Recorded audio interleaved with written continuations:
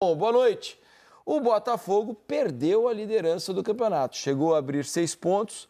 Hoje, mais um tropeço. Estava fazendo uma conta rápida aqui. Atlético Goianiense e Palmeiras. Vamos falar um pouco mais sobre esse jogo que terminou agora no Morumbi, lá em São Paulo.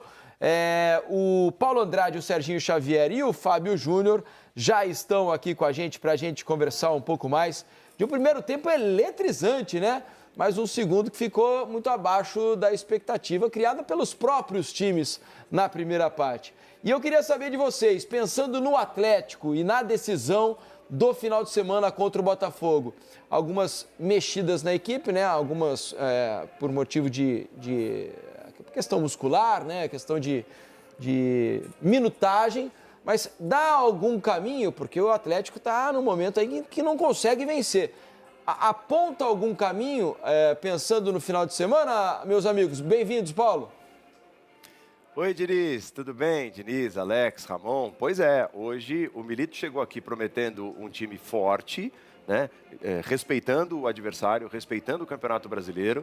E vale lembrar, o Atlético precisa ser G8 para se classificar a Libertadores do ano que vem, se perder a Libertadores, né? Se perder a decisão do próximo sábado contra o Botafogo. Então ele precisa mirar o G8, precisa dos pontos. E foi pensando nisso também que o Milito escalou um time bastante forte hoje. Imagino que contra o Juventude, meus caros, aí sim, né, o Galo terá vários dos seus principais jogadores poupados, mas hoje teve toda a pinta de time titular. Até para começar a responder a pergunta feita pelo Felipe Diniz. Boa noite, Fábio. Foi bem isso mesmo, Paulo. Um abraço para o Diniz, Ramon, Alex também, o pessoal que nos acompanha. Foi justamente isso. Eu acho que o Milito hoje colocou em campo, na verdade, tudo aquilo que ele tinha à disposição em termos de estar bem fisicamente, né? Ficou fora o Scarpa, ficou fora o Arana, que realmente não tinha condições, mas o restante veio todo mundo para o jogo e ele falou, e ele cumpriu aquilo que ele falou no início. Realmente, a importância do jogo, né? Que ele iria buscar realmente esses 3 pontos, até para ter uma tranquilidade maior. A gente já está vendo aí o Atlético, logo no início já consegue o gol com o Paulinho, essa finalização do Hulk, né? Quando ele tem... Com espaço já é difícil, sem espaço já é complicado. Com espaço, então, ele finaliza forte ali. O Rafael tenta fazer a defesa e o Paulinho muito oportunista para fazer o gol. Mas nós tivemos um primeiro tempo muito movimentado, muito intenso desde o início. Foi uma loucura. O gol mais rápido do Campeonato Brasileiro foi esse marcado pelo Paulinho, aos 36 segundos do primeiro tempo, que foi, eu acho que um dos melhores tempos do Campeonato Brasileiro até aqui, Serginho. Pois é, Paulo. Boa noite aos canhotos lá da mesa, né? 3 canhotos na mesa.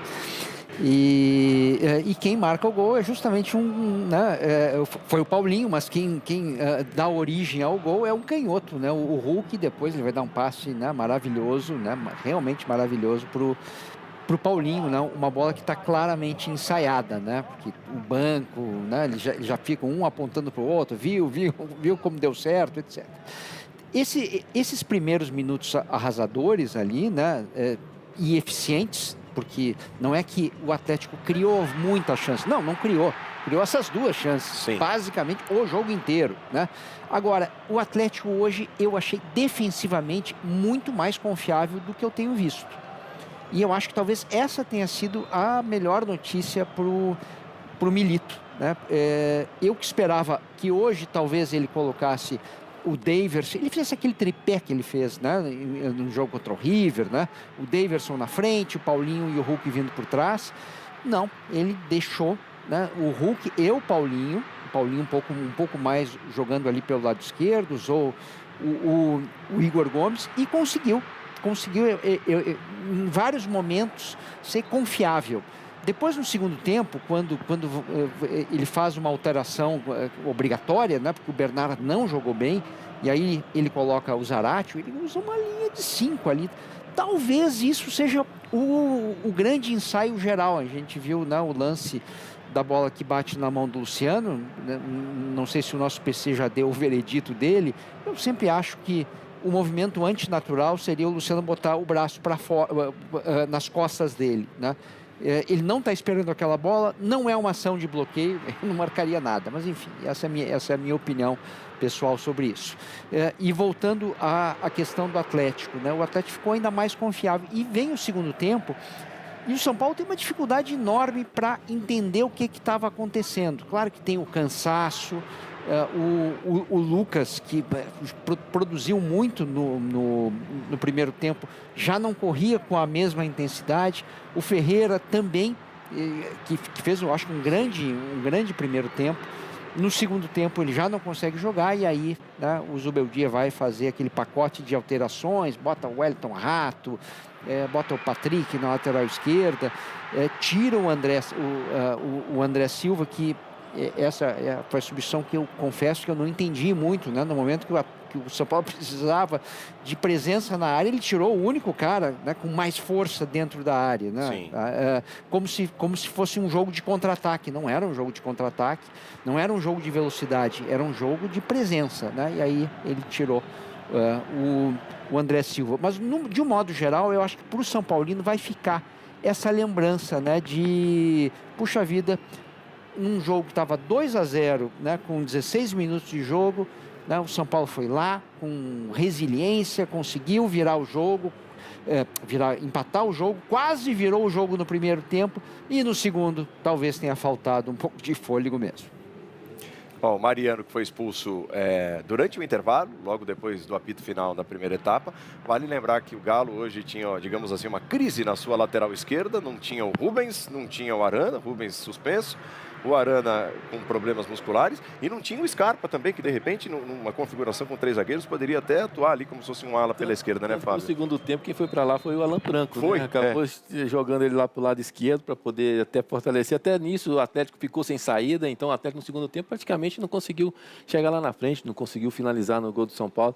Agora, a gente estava revendo ali anteriormente, né? Que bola do Lucas no gol do São Paulo, né? Aquela bola na de sinuca, frente ali. né? Realmente, no primeiro tempo, os jogadores, os principais jogadores se desequilibraram, né? Foi. Lucas pelo lado do São Paulo, Ferreirinha, né? O Hulk, Paulinho. Então, no primeiro tempo, estavam mais descansados, estavam com mais fôlego também, conseguiram render mais. No segundo tempo, aí já caiu um pouquinho de rendimento. O Atlético não acaba com essa seca, né? A história de não vencer. São 9 jogos agora sem vitórias, somando 3 competições, Campeonato Brasileiro, Copa do Brasil e Libertadores. Está em 2, né, dessas 3 competições, mas teve a Copa do Brasil no meio desse caminho, de 9 jogos sem vencer.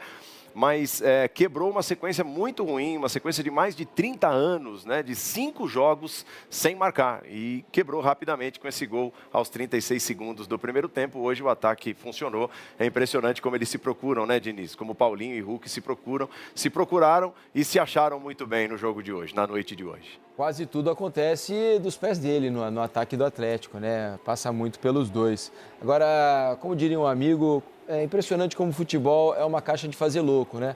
E se a gente fosse pensar algumas semanas atrás, Atlético estava jogando melhor, não estava voando, mas estava jogando melhor, o Botafogo voando, e a gente corre um sério risco de chegar na final da Libertadores no sábado com os dois times numa crise, entre aspas, né? Em baixa. Exato. Porque vamos supor que o Palmeiras consiga vencer o Botafogo na terça-feira pelo Campeonato Brasileiro, depois do empate já decepcionante do Botafogo com Vitória hoje. E o Atlético consiga sua sina sem vencer. Chega à final da Libertadores com 10 partidas de jejum de vitórias. Imagina o ambiente, como é que estarão as cabeças, como é que vai estar a confiança desses jogadores para a final do sábado, né, meus amigos? E nós já tivemos uma prova do destempero, né, Fábio, no jogo dessa semana, quer dizer, já foi chapa quente. Imagina tudo isso elevado a 10ª potência numa final de Libertadores e com os times assim, meio balançados também psicologicamente. Eu acho que esse vai ser um dos grandes desafios, né, das duas equipes, na verdade. Ter esse controle emocional para chegar, que vão chegar realmente pressionados, né, se isso tudo acontecer. E aí você precisa ter o controle, coisa que nós não vimos aí nos jogos anteriores. Mas, Fábio, eu acho que tem uma diferença substancial, que é a seguinte, que é o meio de semana. O meio de semana para o Atlético é um meio de semana de treinamento, coisa e tal. O jogo de Juventude vai ser um jogo com reservas, certamente, né? E o meio de semana para o Botafogo é o meio de semana que vale um campeonato. Sem dúvida. Então tem novos capítulos aí, né, no meio do caminho para um.